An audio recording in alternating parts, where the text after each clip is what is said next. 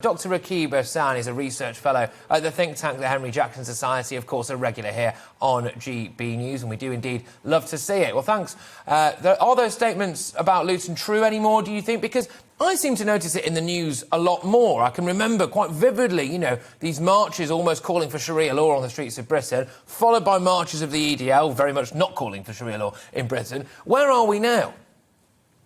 Well, I think, as you were talking about, Patrick, those Islamist demonstrations where there's placards saying butchers of Basra, ultimately targeting British soldiers who served in Iraq. And then following on from that, we saw the creation of the English Defence League in Luton.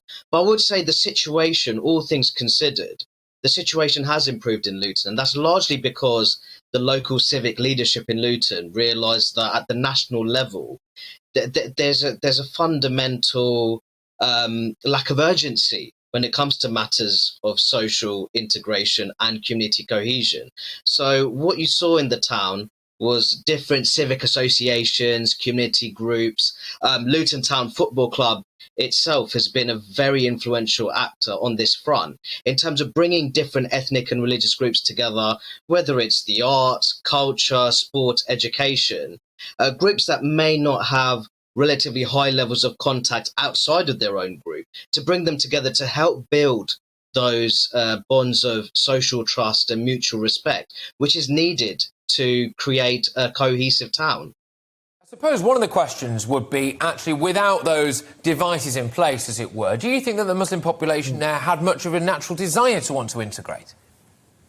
I think it's a very complicated process. I think, as you've discussed, there's attitudes within certain British Muslim communities which are not aligned with liberal democratic principles, especially I'm talking about matters of female empowerment, attitudes towards certain types of sexual orientation.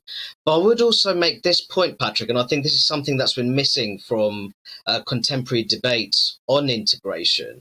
There has to be that question, what are we asking people to integrate into? And I do think there's characteristics within mainstream British society.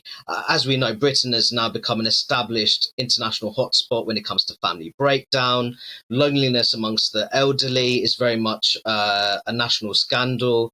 That's very different to what you see in British Muslim communities, where there are strong forms of intergenerational cohesion and robust family units. And I do feel even features of the mainstream society, when you compare to other countries, Britain does have a real issue when it comes to binge drinking, the excessive promotion of low-achieving celebrity icons. So when you look at certain trends in the mainstream, now I've written a great deal about what I think are very clear issues within British Muslim communities, but we also have to recognise that there are features in the British mainstream which do not necessarily encourage the integration of more socially conservative minorities. I can see that, absolutely, 100% I can see that, and I think it's a really, really, really relevant issue. It's probably not spoken about enough, really, when it comes to integration, which is, I can imagine that there are elements of, quotes-unquote, British culture that don't look particularly appealing, and in fact, especially for a very religious community, would potentially be deemed quite sinful, right? And so I can understand why there might be a bit of an issue there.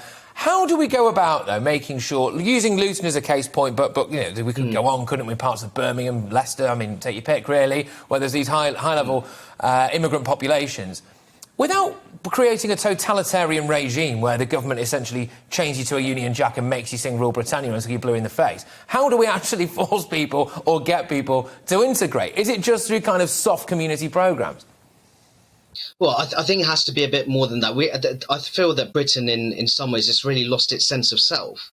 I think that when we talk about British values, I think some of the core principles that come to mind, I think things such as equality of opportunity, respect for the rule of law, respect for democratic choice. I think those are essential pillars of any liberal democracy.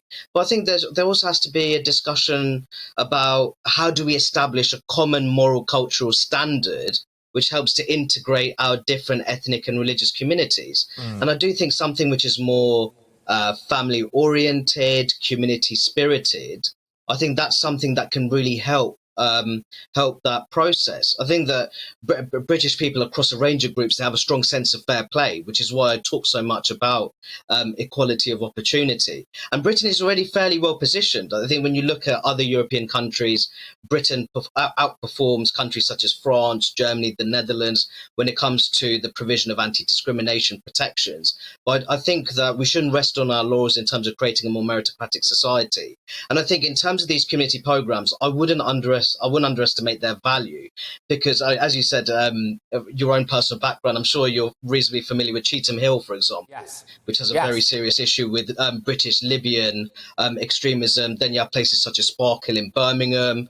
You have parts of East London as well, which are heavily segregated. And the issue there, Patrick, is that if those communities are heavily segregated and they have limited opportunities for positive contact with people of a different ethnic and religious background, then that is where extremists are going to target and try to peddle their extremist narratives. It's just on that, actually, Rakib, just because we're a bit pressed for time, I want to get you on exactly that. You've seamlessly led me into my final question here, which is, if people come over, and look, not all the time, but fairly often, you know, maybe they're towards the lower end of the economic spectrum, as it were, and maybe they have social housing, etc. That's also often where it is where a lot of the poorest members of quotes-unquote British society are living as well. And so you've got that kind of combination, haven't you? Now, I'm just worried if we end up in a situation, or maybe we have ended up in a situation, where some people who come to this country are quite dissatisfied with what they've got and maybe grow to hate it, whereas also some people who are already in this country are quite dissatisfied by that high level of immigration.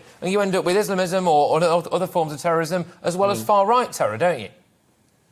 Well, I think that the main issue there, when we're looking at extremism, I think that within the British political classes, traditionally there's been that view that as long as people are living peacefully, there's not much social disruption, there's an acceptance of segregated communities. And I think you saw that under our model of state-sponsored multiculturalism, which has been a fundamental failure, because what they didn't really realise was that it's in that state of social segregation which plays in the hands of extremists. Because if you don't have those robust bonds of social trust, mutual respect, it does breed suspicion of the unknown. And that's what extremists ultimately exploit. And they capitalise on that social isolation from the mainstream, you could say. So I think further down the line, I really want to see the government talk a great deal more about how we integrate our different communities, how we create broad-based social trust. Because ultimately, when we're talking about counter-terrorism, a big part of that is stopping the advancement of extremist ideologies in our communities. And in order to do that, you need to integrate our different communities properly, build those bonds of trust. Otherwise, extremists will continue with their activities in a successful manner. And that's exactly what the tolerant, law-abiding majority doesn't want to see in modern-day Britain. Absolutely. Dr Rakib, thank you very, very much. Really insightful stuff, that. Dr Rakib Ehsan of the Henry Jackson Society.